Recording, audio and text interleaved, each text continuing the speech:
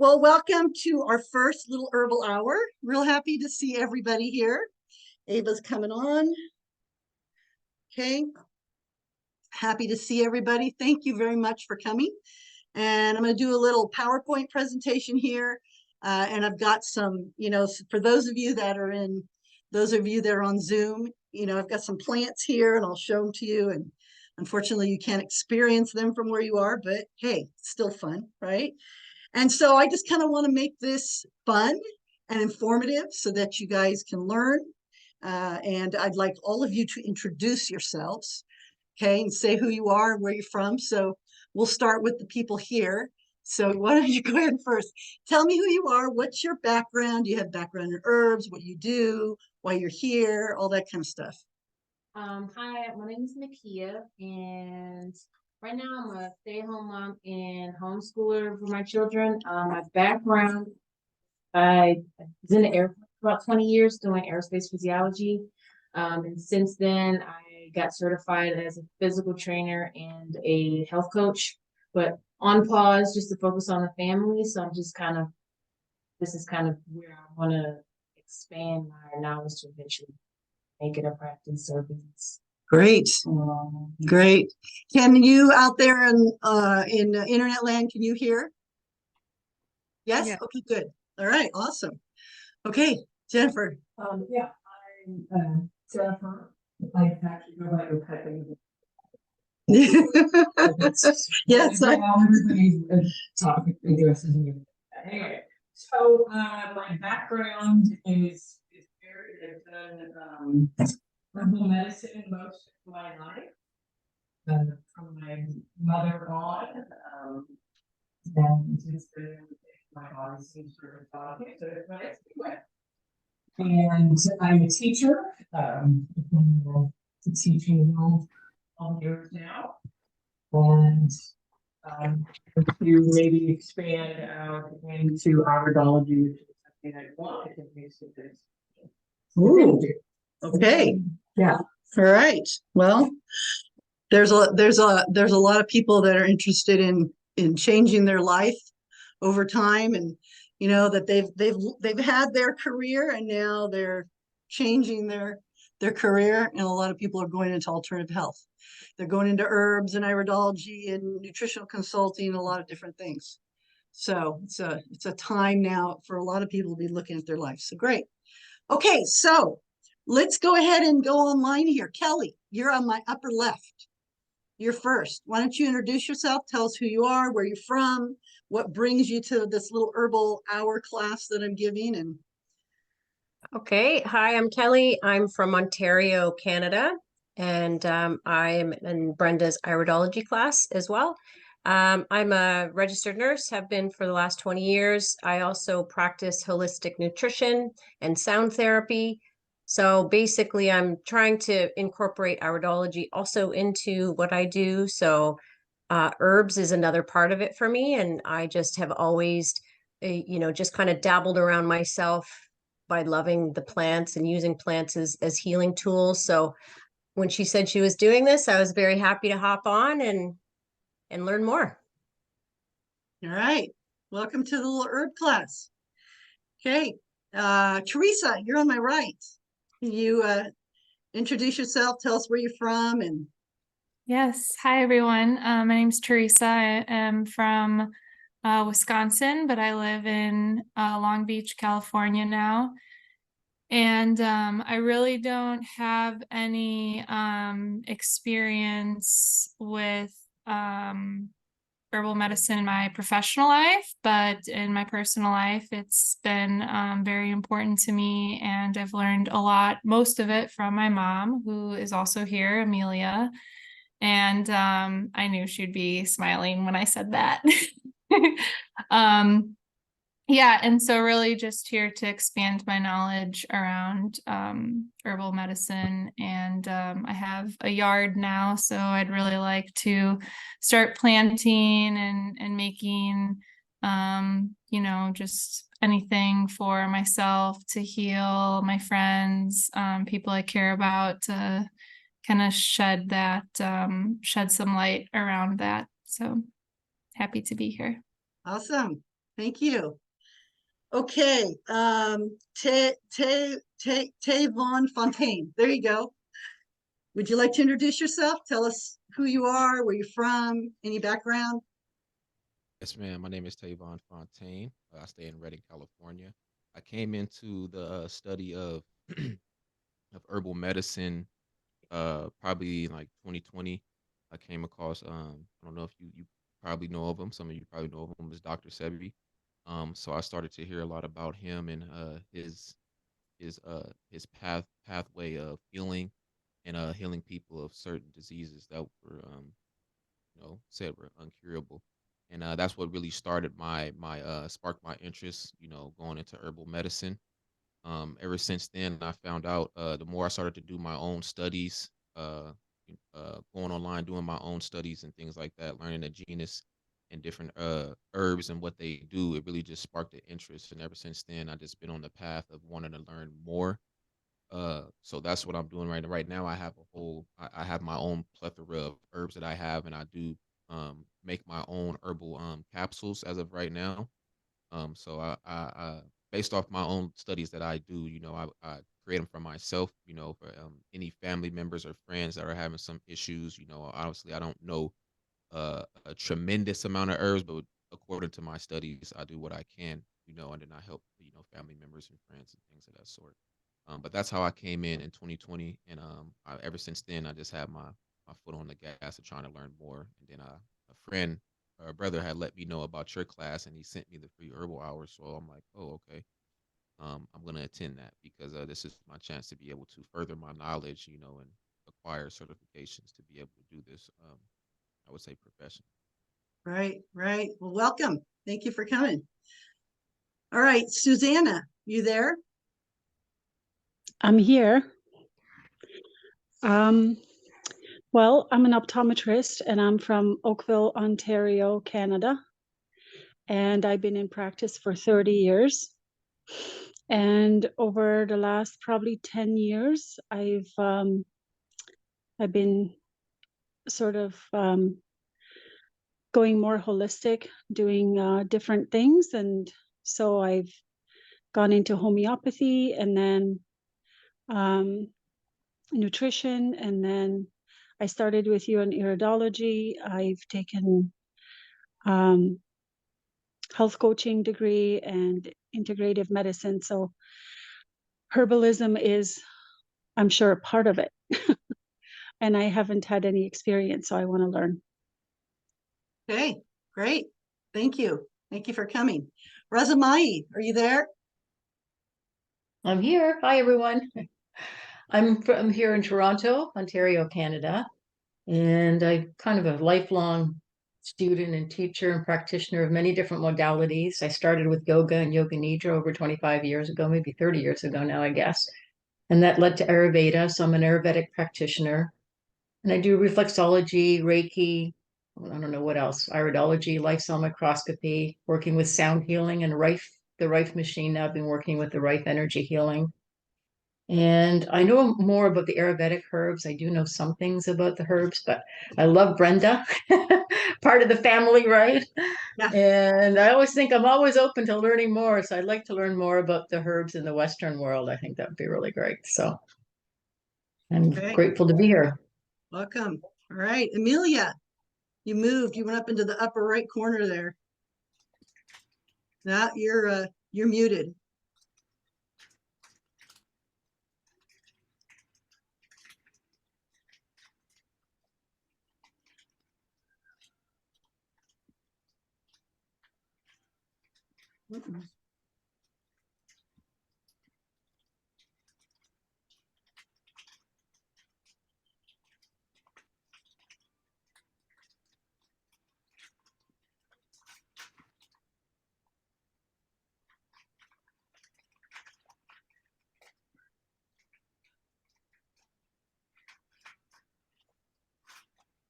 We'll come back to you so it's not so hard. How's that? Okay, Jackie, you there? Yes, I am. Hi, everyone. I'm Jackie. I'm from New Jersey.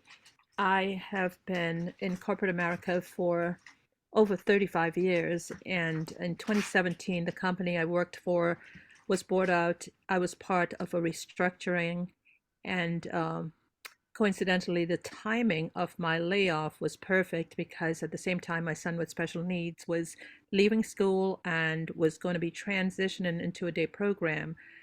I was exposed to an iridologist in 2009 for myself, and I always wanted, after seeing her, I said I wanted to learn iridology. So I jumped on Facebook, got into Brenda's Facebook group, and was tied to the hip since 2012 to Brenda. Well, maybe tied to the ankle, but now we're tied to the hip. But anyway, so I'm originally from the islands, and we grew up using herbs. Everything was herbs, and so there was a sabbatical where I did not use herbs, and I became an well, I became an iridologist in 2020, but I'm also a health coach. I'm also an essential oil coach, and I passed Heartburn 2020. Like I said, I'm a Reiki master. I practice now with my son. He's my main client. So I use all of the things that I've learned. But now that my business is taking off as an iridologist, I do want to have different options to help people, to make suggestions. And I've been using for myself for the past 7 months, my son with special needs, we've been on a health cleansing, if you will. And so we've been using a lot of herbs, and herbs is just coming up right now with this class. It only stands to reason that I should join it because it's part of my DNA at this point. So I'm excited to be here. I want to see what I can learn. I want to see how I can take the knowledge, not only just apply to my life, my family, but also my clients. And thank you, Brenda. All right. Thank you, Jackie. Okay, Ava, are you there? Hi, good afternoon. Yes, I'm here. My name is Ava Kirby. I live in Oklahoma. By education and by experience, I'm in technology, but I'm one of the ones that want to pivot from corporate America and go into alternative medicine. I was kind of brought along in this journey from my personal health, which led me to iridology. And I'm actually a student of Brenda's as well. I'm a Reiki master. And so it just makes sense to dive more into herbs, as that's kind of one of the solutions that's offered when you're looking at the whole person. So excited to be here to learn more about herbs. All right. Okay. Let's see. We've got Taking It Easy. Taz, are you there? Maybe he's busy.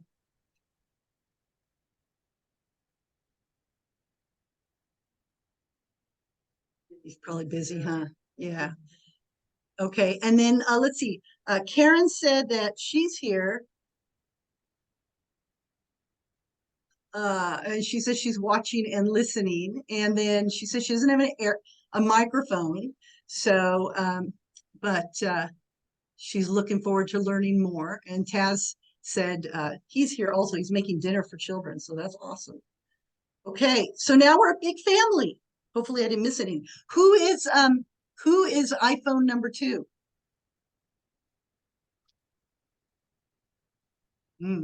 Well, maybe I'll find out. Okay. All right. So now we're a big family. We're all comfortable with each other. Jean. Oh, good. Jean Blue. Welcome, Jean. Nice to see you. Okay. So let me go ahead and I'm going to start my little PowerPoint presentation and give you information about myself and teach you a little bit about herbs.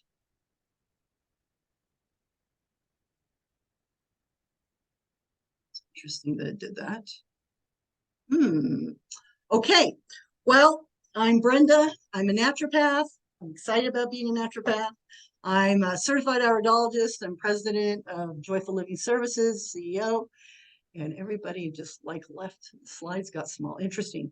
And I have a sanctioned school, so I'm sanctioned to teach herbs and iridology and health and nutrition and and been a nutritional consultant for years and an herbalist. There's my website, my email.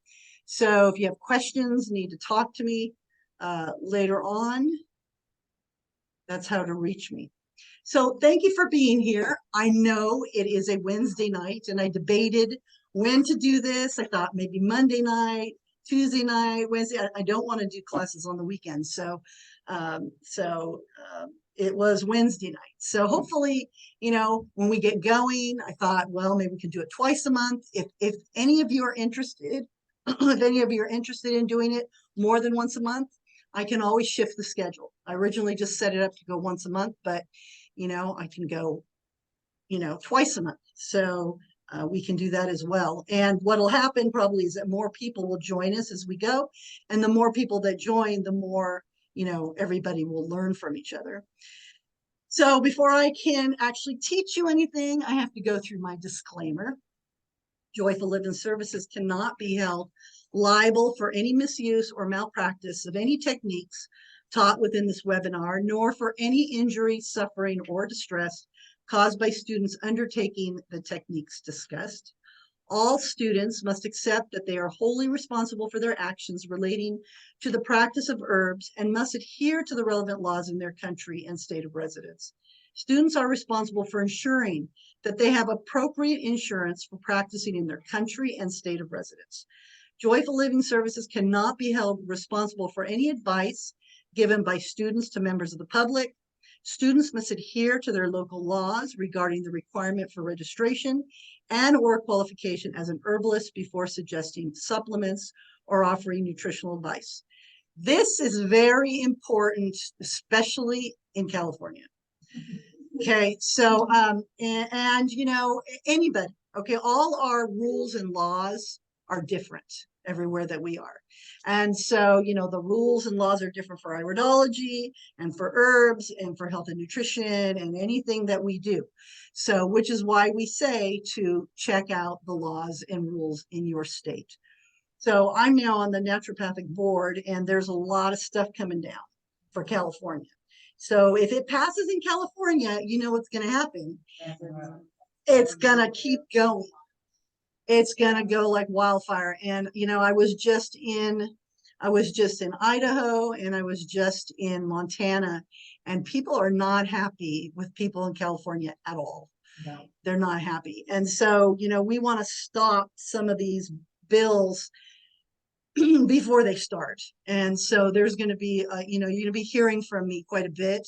So if you want to be involved and help, you know, preserve your rights and preserve your ability to practice herbs and practice iridology, if you're interested in iridology, or practice anything on the alternative side, then, you know, then that's going to be coming, and you can get involved if you want to.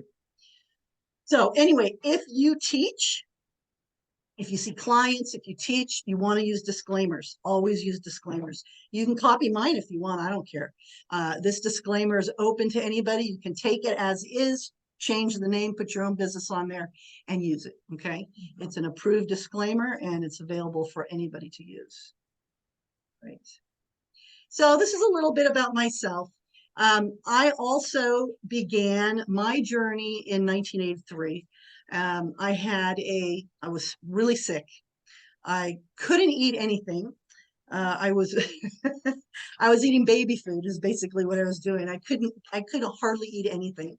I had a lot of digestive problems. I would eat and blow up. My belly would just blow up with gas. I'd look pregnant.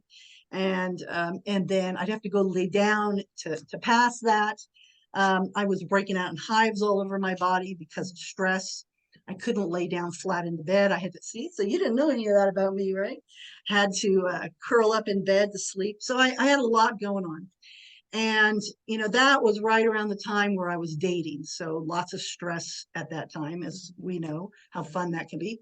And I had a friend that was seeing an iridologist in the Bay Area. And she says, why don't you go see the iridologist?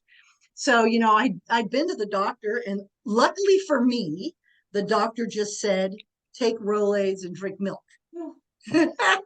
Well, you know what happens when somebody has problems with digestive problems and they take Rolaids and they drink milk.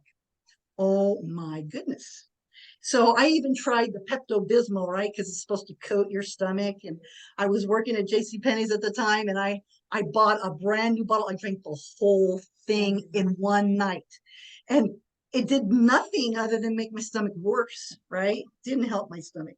You know, that commercial where it shows it going down and coating everything. Yeah, that didn't work. So I did go to the iridologist, and, you know, he went through my eyes and told me all these things that were wrong with me and all these things to do.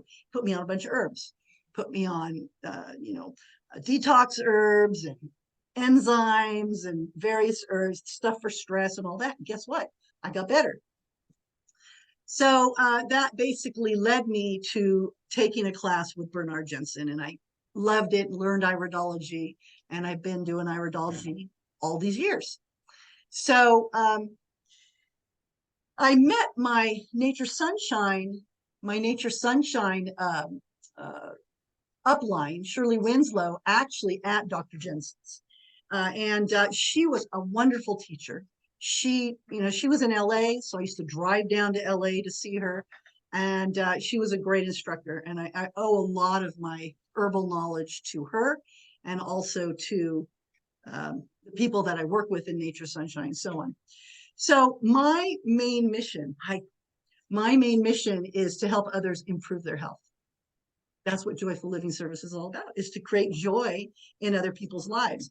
And, you know, my main focus is iridology, but I also work, as you guys can see, I also work with herbs, and I work with neolites, and I work with homeopathy and liposomes, and I work with redox signaling. So I work with a lot of different things. So in 2018, I became a member of IPA, and I got involved real heavily with that, and got into genomic iridology, working with MTHFR. And so today I have clients all over the place. So I see clients, I do a lot of Zooms, lots of remote work. And, you know, even with herbs and iridology, you can do that. If that's something that you're interested in doing, you can do it all remotely. You don't even have to leave your house if you don't want to. So let's talk about herbs. Now, what I thought I would do with these herbal hours is, you have a choice. You can either just take the herbal hours for free, for fun. And that's fine if you want to do that and just learn, because you know what, it's great. I enjoy teaching. I'm happy to do it. And there's no charge for these. If you want to become certified as a certified herbal counselor with us, it is approved by the Board of Registered Nursing. Okay, so all our courses, all of them, all the courses that we teach are approved by the Board of Registered Nursing. And so, of course, here in California, that gives you a lot of credibility. And so at the very back page of the presentation, I have the link where if you want to do it, you can let me know, and, you know, we can talk about it. If you're taking it just for fun, of course, there's no quizzes. You don't have to worry about anything. I'm not going to go follow you around and ask you, you know, about things. If you want to get certified, then there'll be quizzes, okay? Because I have to know what you're doing. And there will be obviously a final. There'll be a test. I'm going to make you come in here and do a demo. No, I'm just kidding. I'm just kidding. Okay. Yeah. My students know how I am. Okay, so what are herbs? Herbs are, the word herb is used in herbal medicine. It means a plant or plant part that's used to make medicine, food flavors like spices, aromatic oils for soaps and fragrances. An herb, it can be a leaf, a flower, a stem, a seed, a root, a fruit, bark, or any other plant part used for its medicinal, food flavoring, or fragrant property, as you see on there. Okay, so I've got these things listed here, and these are things that I actually have on the table. So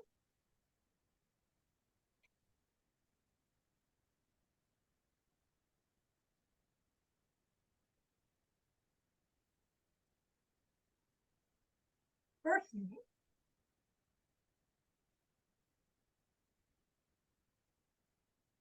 you're all familiar with aloe vera, right? Have you all used aloe vera on your bodies? What about everybody out there? Have you all in the Zoom land? Have you all used aloe vera on your body, on your skin? Yeah, I do. Yeah. What about internally? You eat it? Drink it like aloe vera juice? Yes. Okay, and okay, there's other things you can do with an aloe vera plant as well. You can also use it, women can use it for douching. You can use it for enemas. You can use it for retention enemas. You can put it in your bath. There's all kinds of things you can do with aloe vera. It's very healing, it's great for any kinds of rashes and burns, right? Anything with the skin. It's great for inflammation, internal inflammation, external inflammation. It's a great plant. So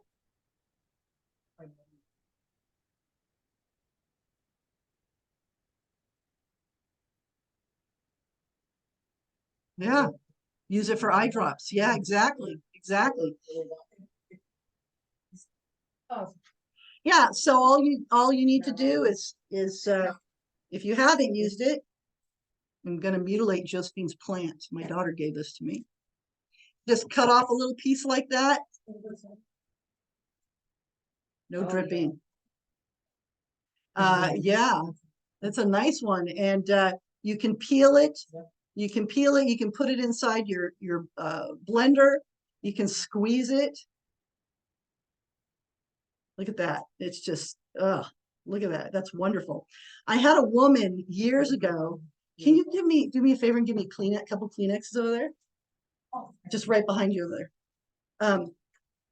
I had a woman years ago. Her husband was a truck driver. Thank you. Her husband was a truck driver, and her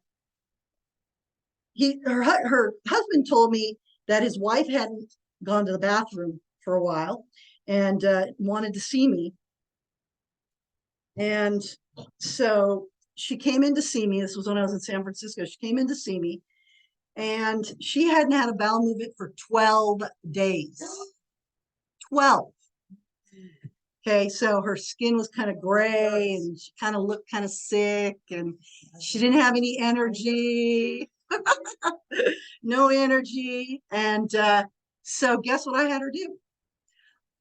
Aloe vera. So I had her start doing enemas to open her up. I was giving her, the herbs internally, and started having her put aloe in her enemas and opened her up. No problem. Got her going and no problems. So it is great stuff. Okay. So there you go. So that's the first one.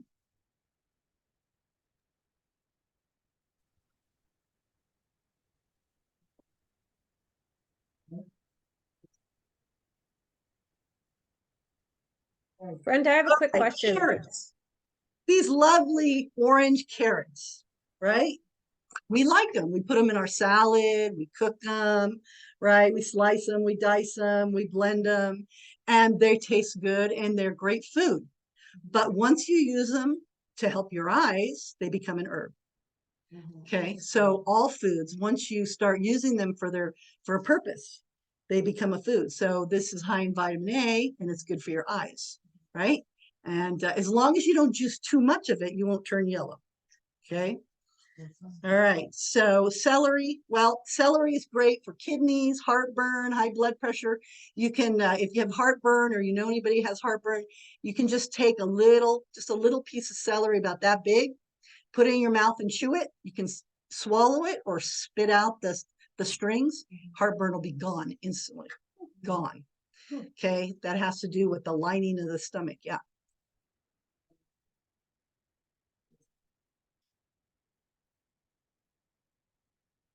So when her gallbladder was acting up, celery was the only thing that would calm it down. All right. So celery is amazing. Also really great for high blood pressure. We were just talking about that in class. So you take a 4 ounce glass and juice a celery, fill up the 4 ounce glass and drink it fresh first thing in the morning. Every morning. It has to be fresh, because if it's not fresh, it won't work. So you can't juice it at night when you have time and drink it in the morning. You've got to drink it right after you juice it. Okay, mullein. I actually have a ton of this growing in my yard, and it's annoying because it just keeps coming up, and it gets like so tall. It'll get taller than me. You can have it. because I pulled a bunch of it because it's growing underneath our trees. And so we all know mullein is for lungs, right? It's for lungs and sinus and mucus and everything for the lungs and the bronchials. And if you're going to, use this as an herb, you can take the leaf and you can put it in water, right? You can put it in water. You boil the water, then you put the leaf in the water after you boil it. We'll talk about that. You can also dry it and then make a powder out of it, put it in a capsule and take it, let it dry by itself. Okay, so this is really great for, yeah, go ahead and pass it. You can pass it around. Let's see, oregano. I've got this growing all over the place. Oh my gosh.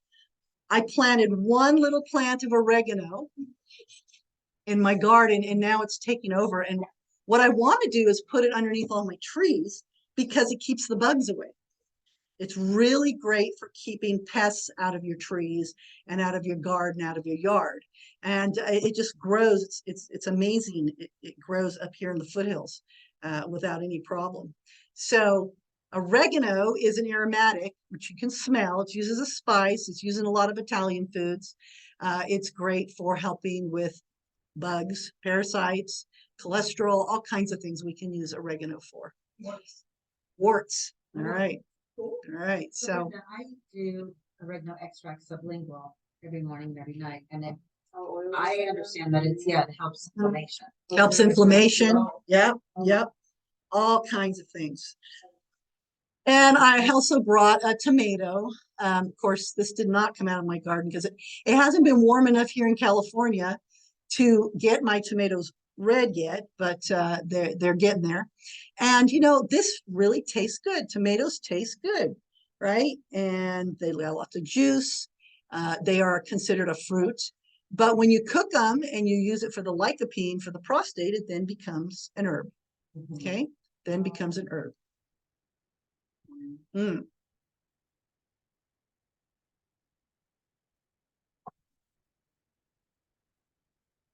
Well, it could be, yeah, selective.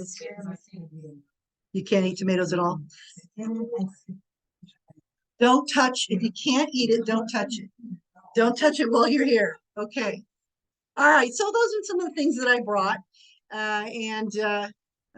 Just to kind of give you an idea. So anything you take or anything you eat can become an herb.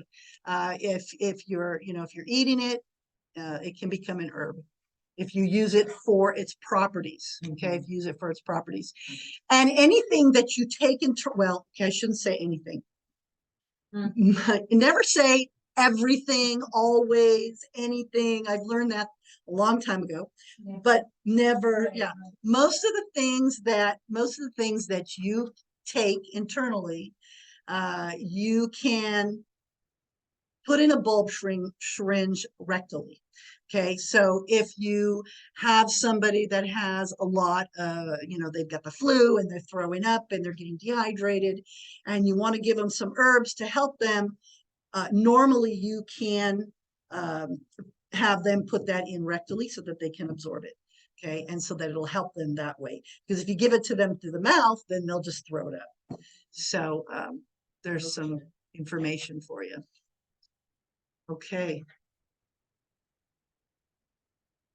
So there's an estimated 250 to 500,000 plants on the earth today, and only about 5,000 of these have been extensively studied. So you can see there's a lot of work to be done. And about 121 prescription drugs have been created from only about 90 species of plants. And 74% of these were discovered a long time ago. So, there's a lot of work to be done. There's a lot of studying, a lot of science that needs to happen to, prove the properties of herbs and prove that, they actually do what they do and how they work. And, because we know how they work as herbalists, we know how they work. And then, we get real excited about something and then guess what? It's taken away. So, there's one that most herbalists think about is chaparral. Chaparral is growing like crazy in the foothills. It's all over the place. It's got big yellow flowers. It's all over the place. And the other thing with herbs, what's really important to know, and actually it's one of my other slides, is to know what part of the plant to use. Okay, so there's certain herbs that you want to use the leaf, certain herbs you want to use the stem, certain herbs you want to use the root. And chaparral, it's the root. So you've got to kill the plant, or part of it. But the nice thing is that it grows really fast. So you can take some of the root and it won't destroy it. But chaparral is awesome for warts and tumors and any kind of growth. It's amazing for that.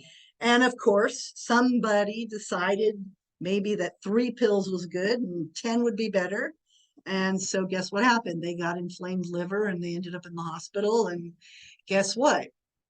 We've lost chaparral except in combo. So it's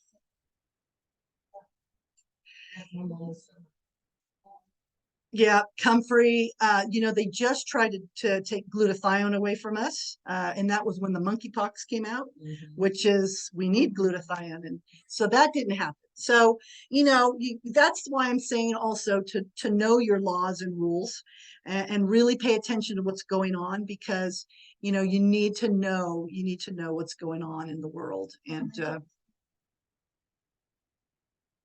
you said a federal.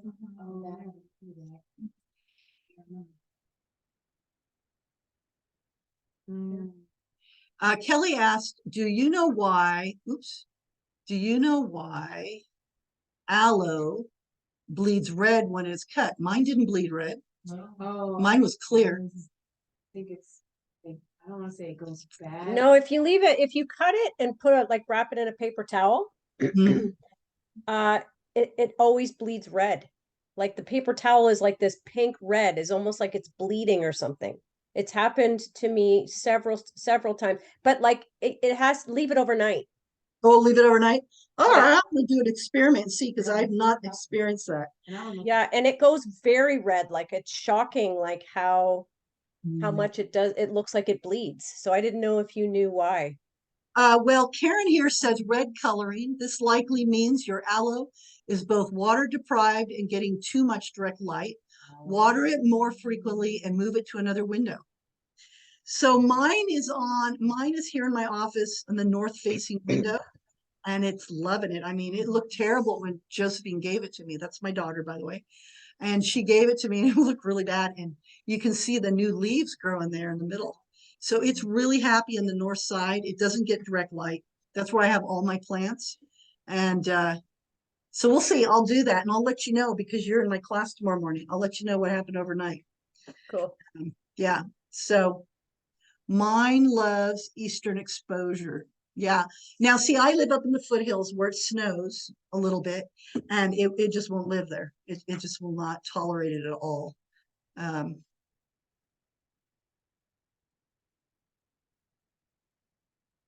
Okay.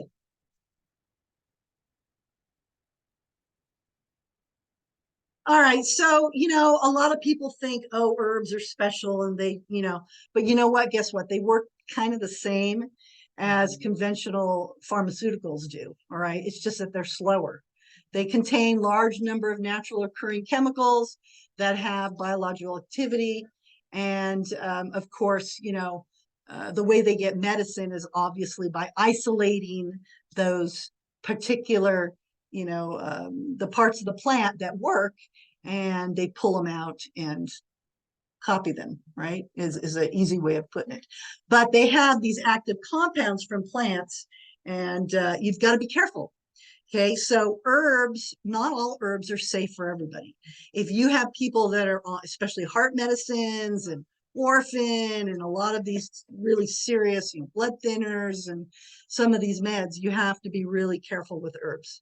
So you've usually got to have some kind of a way to check people to make sure. I use Zyto. So I use a Zyto. You can do muscle testing or, whatever you do, to find out what herbs will work well if people are on meds, or what herbs will work for such people. So here's a couple examples here. these drugs here, digoxin, which was from foxglove, and of course morphine from opium poppy. I did a little survey online, and I asked, you know, who knows what kind of meds are from what plants, and there was a huge list. There was a huge list. I just put 2 in here. So, you know, not all herbs are safe for everybody, and that's really important to understand that. This explains a little bit about how it works. You know, herbs and plants use an indirect route to the bloodstream and target organs, and their effects are usually slower. Okay, they're usually slower, whereas most medicines, we know, you know, they're quick. That's what people are used to, right? They take they take the medicine, and you know, it gets rid of their symptoms. But the problem is that medicine is usually not going to heal somebody, right? And so it's basically just taking care of the symptom. I get people in here all the time that are tired of symptoms, and the symptoms are not going away, and they want to know, hey, how can I heal my body? What do I need to do to heal? How can I help myself? And so, you know, the herbs and some of the others, you know, products and supplements, they can help those things. They can help the body to heal itself. And so that's really what's important, is to understand that the herbs are not healing, or herbs are helping the body to heal itself. They're supporting their body. They're helping to balance the body. Okay. And so, you know, people need to understand that it is slower, you know, when they use herbs, it's slower. My dad was anemic. He's on blood thinners, and he's bleeding because he's on such thick blood thinners because he had a stroke, and, you know, so you know, and so he was low in iron. So I said, well, how about, you know, he went to over the counter, he went to Walmart, got the cheapest iron supplement on the planet. And guess what happened? He got constipated, he couldn't go to the bathroom, and then here comes the prunes and the vitamin C, right? So you're creating more problems, right? And so I said, hey, why don't you do herbal iron? You know, it's not going to give you the problems, it won't constipate you, it's going to be slower. Okay, give him the herbal iron, and his iron did go up in his blood, but not fast enough for him, right? Not fast enough, because he's used to this. Right. You know, he's used to this. He's used to it all going pretty fast. So real important to help people understand that herbs are milder and they're slower, and people need to be patient. You know, they're not going to get the effect in 1 day or 2 days like what they want. They have a stuffy nose. They want to take an herb to stop it up so that they can do what they want to do. But that's not what we want to do. We want to do the opposite. Okay, and so adverse effects can occur if an inadequate dose, and here's the important thing, low quality herbs or the wrong herb is suggested. So inadequate dose, you know, that's important, because if you give too much, then you can cause problems. It could cause problems. Too much, too quick of detoxing, or, you know, too much of this or too much of that, it can cause problems. If it is a low quality herb, then they're not going to get the results, and so they're going to say it didn't work. And then if it's the wrong herb, then they might cause some other problem. So you've got to kind of know what you're doing. I had somebody that was taking Podarco, and I ran out, of course, And so they went to the health food store right down the street. This was in San Francisco. And then I saw them the next week, and I said, you know, did it work? And they said they had to take 3 times as much to get it to work. And, you know, it just wasn't as, and the other thing is, it needed to be the root. It was the leaf. When we looked at the label, it was the leaf. So that's the other thing, is you have to know root, leaf, stem, flower, you know, what do you need to use? So, and then if it's the wrong herb, you know, so you've got to have a way to be able to check your client. You know, there's lots of ways to check out there, and lots of things to use to check to see what can work. You can do it yourself. And so you also have to be very, very, very careful here. Inadequate dose. You have to be very careful to not prescribe. Not allowed to diagnose or prescribe without a license in the United States, period. Okay, so if you're not a doctor, you cannot diagnose, and you cannot prescribe. So you can't say, oh, Joan, so, you know, it looks like, you know, from your symptoms that you have arthritis. And I suggest that you take 6 capsules of yucca per day, 3 ounces of aloe vera juice, some MSM, blah, blah, blah, blah, blah, whatever. Okay. You have just broken the law. You have just diagnosed and you've just prescribed. You cannot do any of that. No diagnosing, no prescribing. So what you can do is you can use some of these other tools to help you figure out what to do. You can also pull a book out and say, oh, guess what? Stephen Horn says, if you have arthritis, take this herb and that herb and do this. And he says, take this much. That way it's no longer on you. And the other thing that's really important is having everybody that you see sign a waiver. I didn't include it in this class. I'll include it later. You know, waivers, disclaimers, just, you know, all of that stuff. Very important to help protect yourself.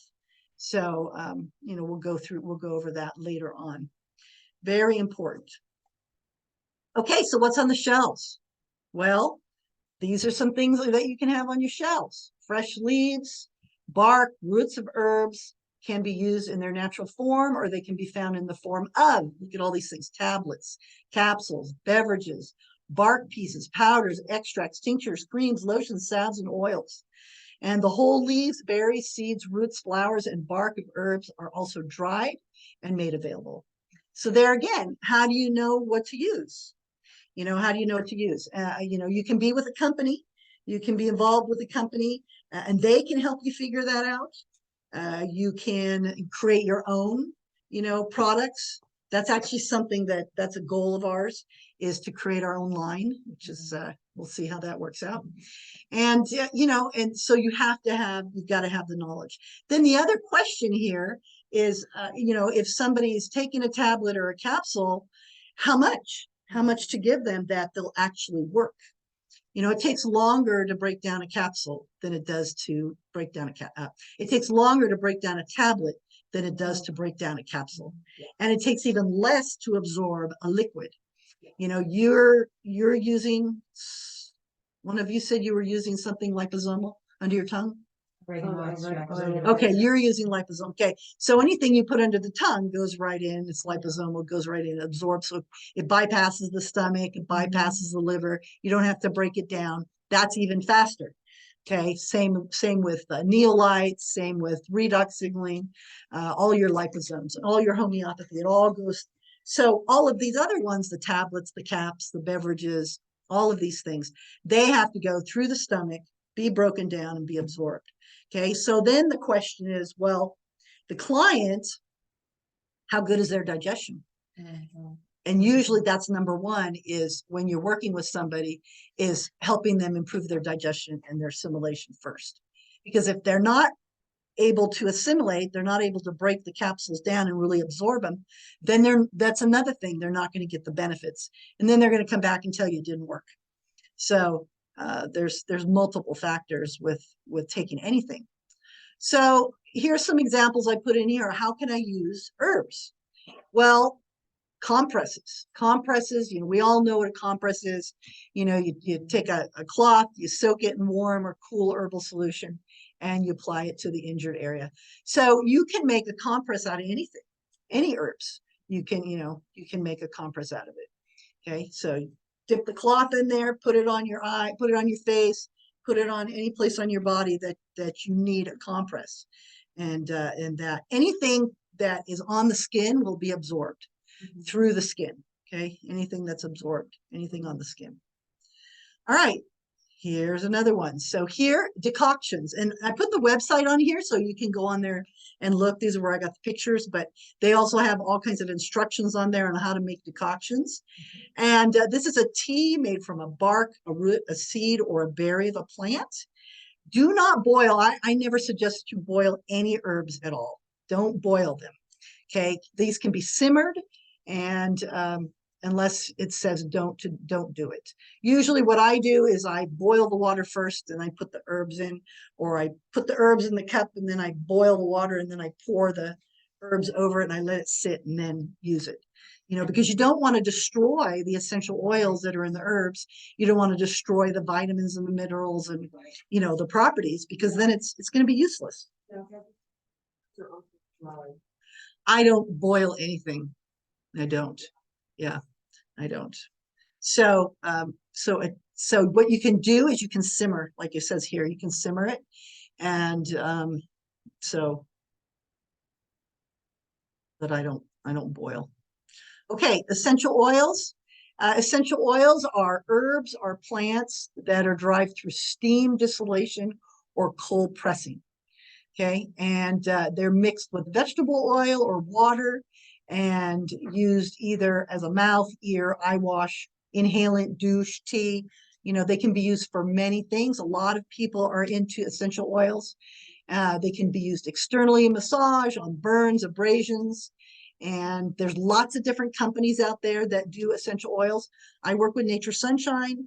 There's doTERRA. There's Young Living.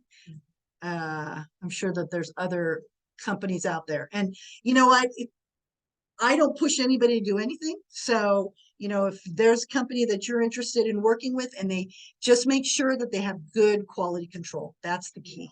Check out the company, whatever company you're interested in. If you make your own, you know, tinctures, you make your own essential oils, great. If you're buying them from somebody else, make sure they're pure and, you know, they make them correct.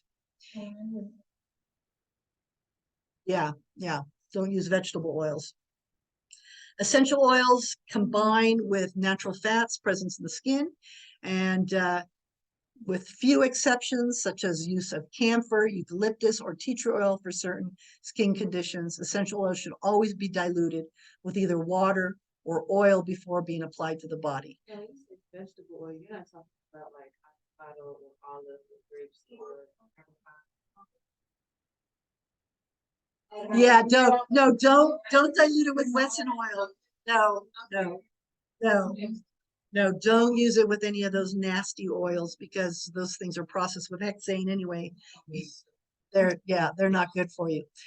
Okay, and so most essential oils should not be taken internally unless you're directed that it's okay. All right, so you'll have to find out from the company, find out from the herbalist or whoever you're working with if it can be taken internally. Interesting, because contacted Nature Sunshine yesterday to order some peppermint oil, and we tried to get the woman on the phone, you know, to make a commitment, because I said, well, can this be used internally?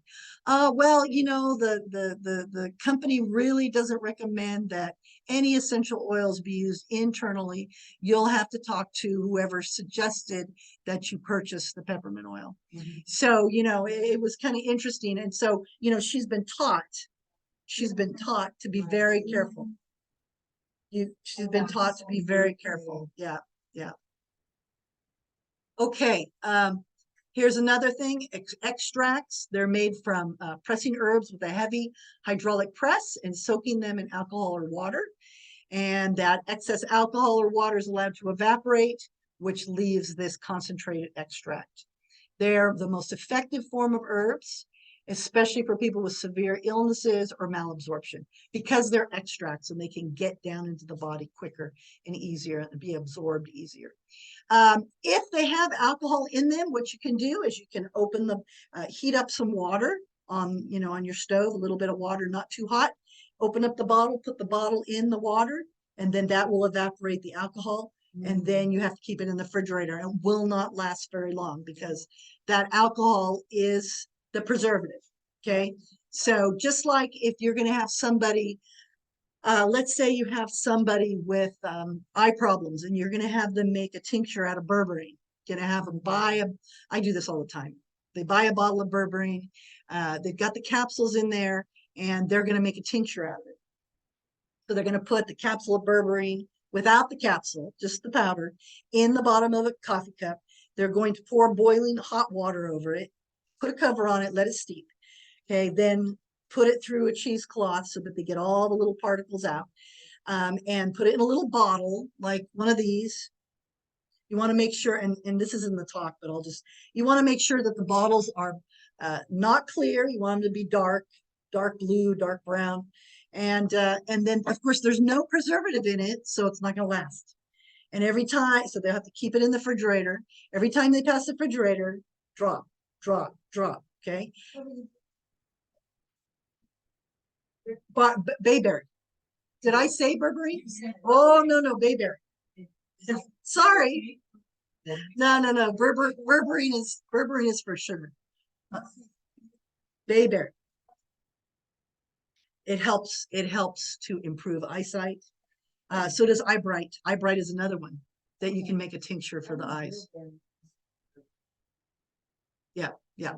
So eye bright is a good one, and it also helps with cataracts. So you make tinctures out of them, yeah.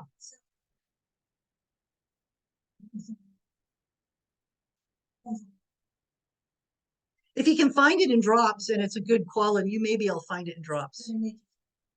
Nature Sunshine has caps. Herb Farm has dropped. Herb Farm? Okay. Yeah, so then you can do that. And does Herb Farm have it with alcohol? Or believe so. glycerin or? Glycerin might come in some. I don't know with all, but I believe they do have like alcohol in it. Yeah, so if they have alcohol, it's probably, I don't know about putting glycerin in your eyes, but you can get the alcohol out. It's just that it's not going to last a long time because it's not preserved. I think it's drop form, like you can just put in your mouth drop. So I do both oral and in the eyes. Right. Both. Yeah. What do you do if it has alcohol in it? Well, like I said, you heat up the water, you take the lid off, you put it in the warm water, the alcohol Yes. Okay. evaporates, and then you can use it. Yeah. Yeah, Right. small portions. Yeah. If you do the whole bottle, it's, you're gonna waste a lot of money. Okay, so these herbal extracts should usually be diluted small amounts of water before being ingested. And this is some ideas here: burdock, cat's claw, celery, echinacea. You can see these big. Garlic, ginger, ginkgo, golden seal, hawthorn, horsetail, licorice, milk thistle, nettle, red clover, parsley, podarco, pumpkin, red beet, suma, and valerian root. Podarco is my favorite herb in the entire world. It's my favorite. Very, very favorite. Oh my goodness. If you have a sore on your gum, you just can open up a capsule, put it with a little bit of honey, put it on your gum, leave it there overnight, the sore will be gone. It's good for so many things. People that have bleeding gums and sores on the skin, infections, viruses. You can try it. It might help with a dry spot. Helps with all kinds of things. Okay, we're having fun over here. All right. Okay, herbal vinegars. I made a whole bunch of these and they're awesome. You can put anything in there. I can put my oregano in there. Okay. You can use raw apple cider vinegar, rice vinegar, malt vinegar, and just, get a nice glass bottle with a lid, put your herbs in there, put the vinegar in there and let it sit. Okay. And so then you're going to have herbal vinegar. So you're going to have the vinegar and be able to put it on your salad or, so you'll be getting the herbs in there. They're very expensive. I love those huge bottles when you go to the store, the ones that they have, with all the lemons and slices and the peppers. And I'm thinking, oh, I want to buy one of those. And then I look at the price, it's like, forget it. So I'll go home and make my own. Yeah. I actually did them with oil. I actually did these with oils rather than vinegars. I had little bottles and then I put the herbs in them and then I filled it with oil. And then I had my herb fused oils. Yeah. So that worked out really well. My salad, you can use it for anything. Cooking, salad. Yeah. Okay. Infusions, leaves, flowers, or other parts of the plant. They're steeped, not boiled. This is what I was talking about before, for 5 to 10 minutes in hot water. So that's pretty much what I do is I infuse. And that way the benefits of the herbs are not destroyed. Okay, so this is a little pot, you can take a cup, whatever, you just, put the herbs inside the container, boil your water, or almost to boiling, pour it over the herbs, put the lid on it, put a little cup on it, and then let it sit there until it's cool, and you can drink it. You can. It does, yeah. I like that picture. I like that picture. Podarco is a great antifungal. Yes, it is. It is my very favorite. Yep. I know somebody that has athlete's foot on their toes, on their toenails, and so they are putting Podarco cream under their toenails. But and tea tree can work for that too. But if those don't work, you can do something that doesn't cost anything. You can just get some vinegar. So my husband used to work for not Pizza Factory, but Round Table. My husband used to work for Round Table Pizza, and he would make pizza. And guess what? He got on his hands. He got yeast on his middle finger. And so when we were early married, he had this all deformed fingernail, and it would be all bumpy. And I was like, what the heck is that? And he's like, and I said, what the heck is that? And he's like, well, I've had this since I worked at Round Table. I'm thinking, God, what did you do with the pizza dough? You touched the pizza dough with that finger, But anyway, so we tried everything. He even went and had tongue diagnosis and tried everything, all the herbs, all the, the creams, nothing worked. Tea tree, nothing. And so this one day we went over to his great aunt's house, and she goes, just soak it in vinegar. That's all you need to do. And so he's also had on the bottom of his feet really bad. So he started when he watched TV and read the book, soaked his foot in vinegar every night while he was watching TV, 15 minutes, doesn't have to be a long time. Soaked his finger, it's all gone. All gone. No more fungus on his finger. He used white vinegar to do that. Yeah.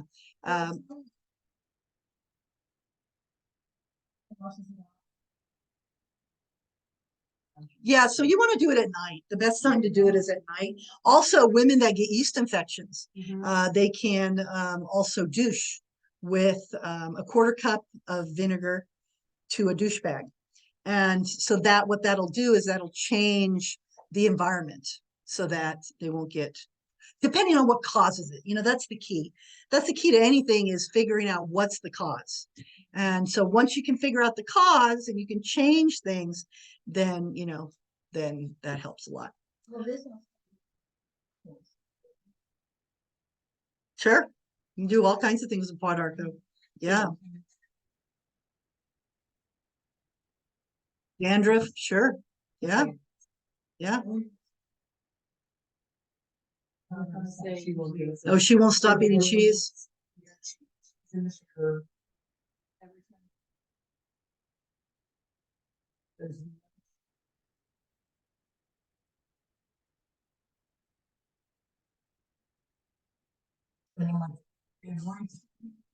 So diet is causing her dandruff. Diet is incredible. Okay, so yeah, diet is huge.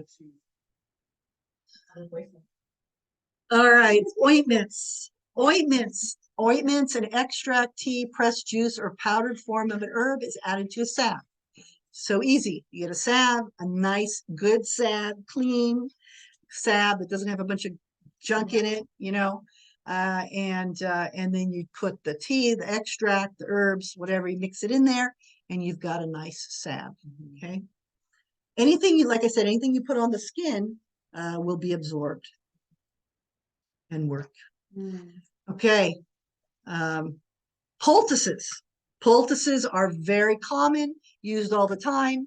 It's hot, soft, moist mass of herbs, flour, mustard, other substance, spread on a muslin or other loosely woven cloth and applied for up to 24 hours. Tie it, use a rubber band, put it on there. Okay, on a sore, inflamed area of the body to relieve pain, inflammation. It can be put on a cut. It can be cut on all kinds of things. Okay, ground or granulated herbs are best. And of course, the cloth should be changed when it cools. And I love this. This is great. So there's all kinds of things you can do with poultices.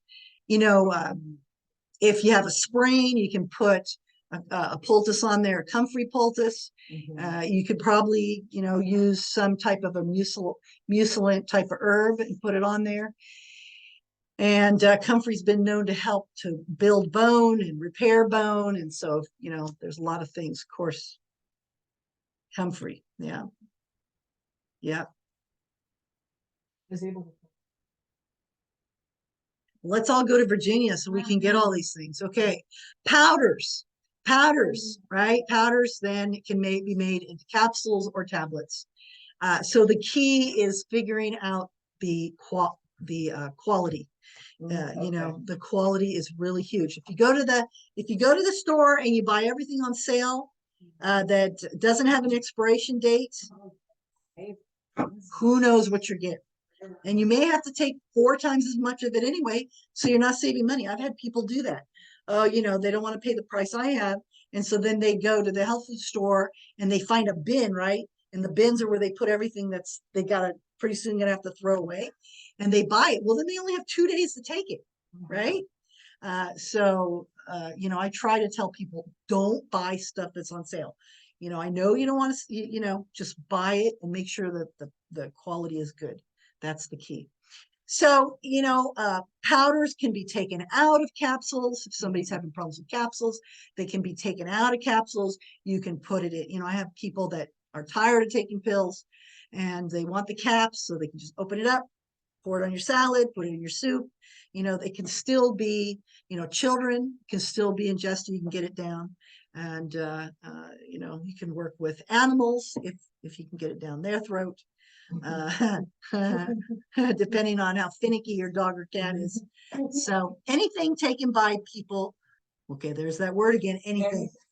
I caught myself. Most herbs that are taken by humans can be taken by animals, but not all. Okay, not all. All right, syrups. Okay, these are just herbs that are added with sugar and boiled. Okay.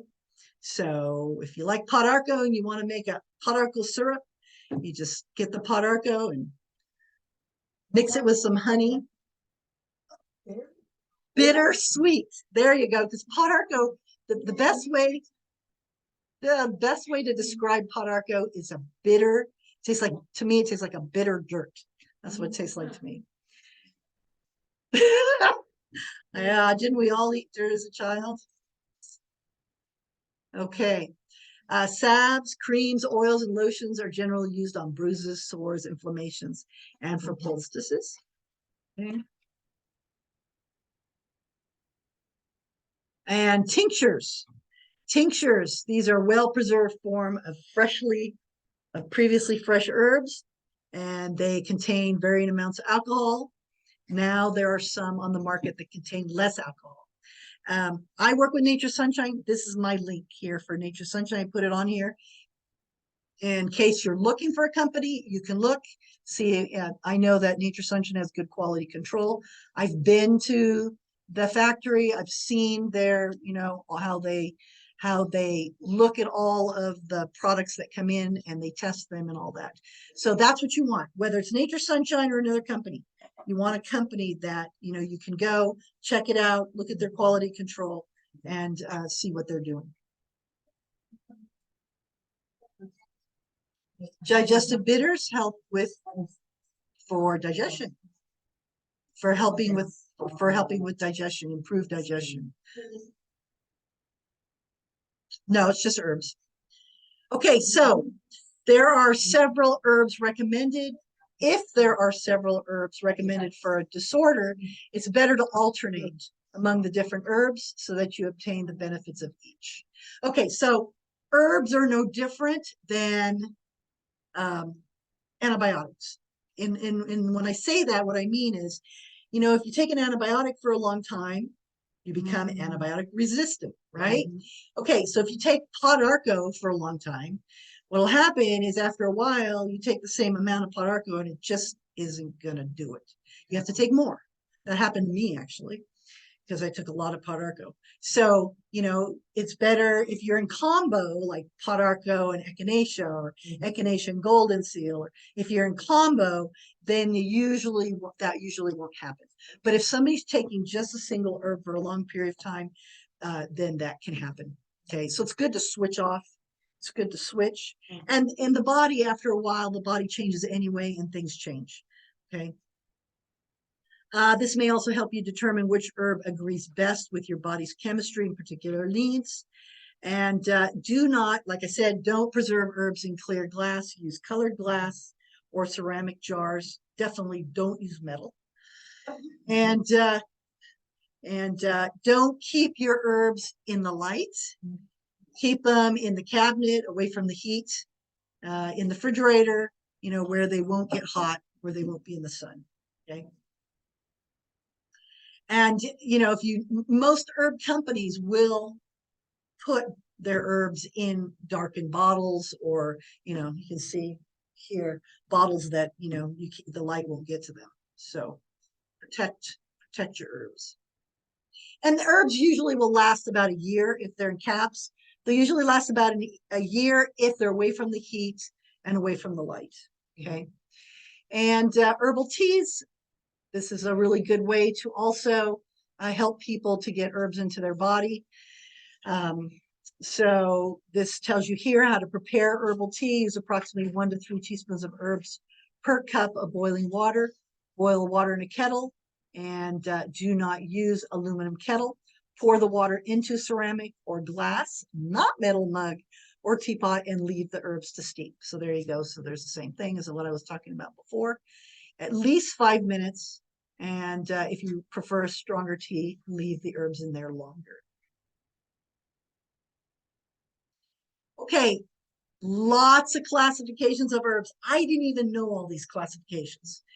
And so my goal is to, you know, teach you all of these classifications, a little bit about each classification, so that you know, and then what herbs fall under those classifications, so that you know how to use them, so that you're not putting a hot herb with a cold herb and it's nulling itself out, right? And so, you know, if somebody has heartburn, well, what can you suggest?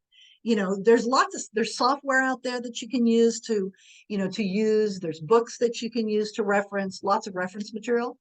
And, but also knowing all this information is really great. So these are some of the these are the herb classifications. I've listed them here, so I'm not going to go through each one of these. And, but you can see that there's a lot of things that herbs do. They'll do just about everything. And, so we'll do that probably one class at a time, go through, there's 9 on each one of these pages. We can go through, you know, 9 of these in a class. And, you know, so what is a diuretic? Diuretic. Well, we know that a diuretic helps to increase the water, right? The flow of urine. So what herbs do that? You know, what herbs do that? Or, you know, what kind of herb is neutral, or a sedative, or an expectorant, or so on and so on. Okay, so these are all the different herb classifications here. Hepatics and laxatives, and, you know, you have somebody that comes in with constant diarrhea or IBS, and you give them an herbal combination that has senna in it, they are not going to like you at all ever again. They will not like you. Okay. And they're going to tell all their friends that they don't like you.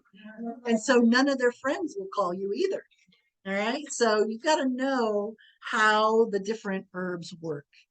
And, you know, if somebody's stressed out, you don't want to give them a stimulant. You want to give them a nervy, right? Makes sense, right? Okay. So there's some herb classifications. There's more of them, and lots and lots and lots of them. Tonics and refrigerants and parasites and whatever. Anyway, lots. Okay.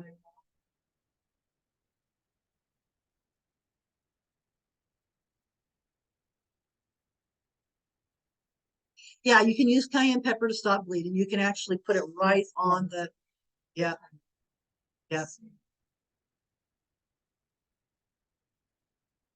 Yeah, you can use cayenne. Yeah. And aloe to help with cuts and burns and yeah. You can use all those things. Yeah. Okay, then we're going to talk about herbs to avoid during pregnancy because you don't want to give herbs to pregnant women and then have trouble. That would not be good. Okay, that would not be good. So they're actually already listed here. And I was, when I was putting this together, I was trying to remember if I took podarco when I was pregnant with my kids because podarco, like I said, it's my favorite herb in the whole world. Yeah, yeah, my body may have gotten used to it. And ginger. And it didn't. Yeah, you have to be careful. Okay. So red raspberry, we all know about red raspberry. Red raspberry is great. Yeah. Okay. All right. And my goal is to talk about body systems. So basically, I'm kind of going to be following, sort of. I'm kind of going to be following. I'm making this up as I go. Okay. You like that? I'm going to kind of be following the certified herbal counselor course that I put together years ago. But what I'm doing is I'm doing a massive upgrade to it. Okay. And so this is the upgrade. So I do have people, you guinea pigs? No.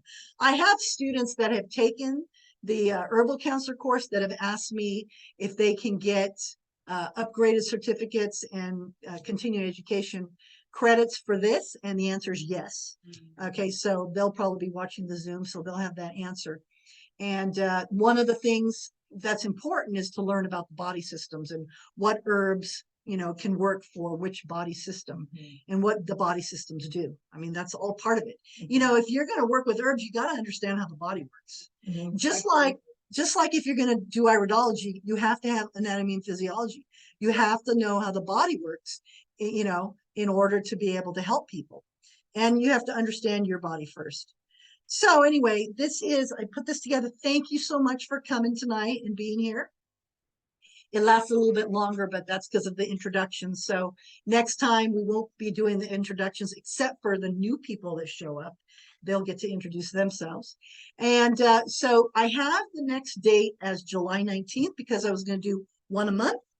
But like I said, if you're interested in, every 2 weeks, I can do that, but I'm going to have interest.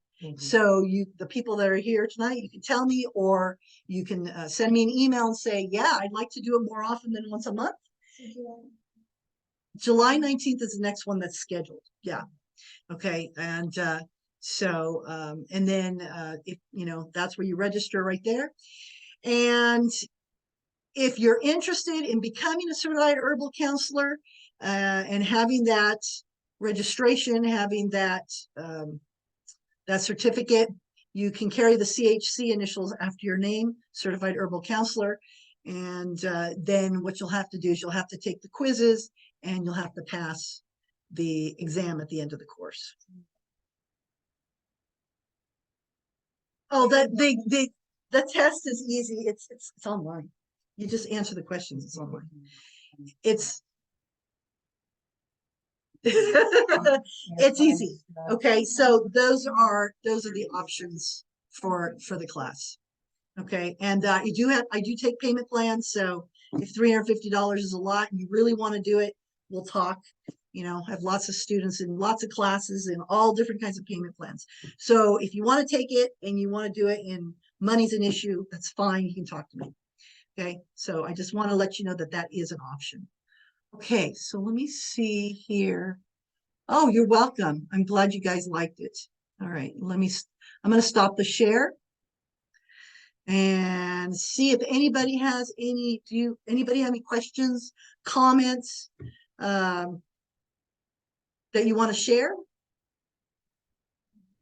You all ask questions. Yeah. Anything else from anybody? Anybody have any questions or comments? I have a quick question. The vinegar and herbs, I saw the picture was a clear glass jar. So is that not You don't need to use a brown or a dark jar for that? You don't Okay. need to use a dark jar with the vinegar. Okay, thank you. That was my only question. Yeah, that might be kind of hard. Yeah, extracts and tinctures, you need to use the dark, yeah, because the tinctures and things like that, you want to put them in the dark because you don't want them to get warm. Vinegar Right. doesn't matter. Okay. Yeah, and vinegar is its own preservative, and it's going to leach out the herbs out of it. And oils, same thing. You just, you want to keep them in the cabinet away from the sun and the heat. You can use a dark jar, but you don't have to. Okay. Thank you. Anything else? Okay, I'm going to stop the recording.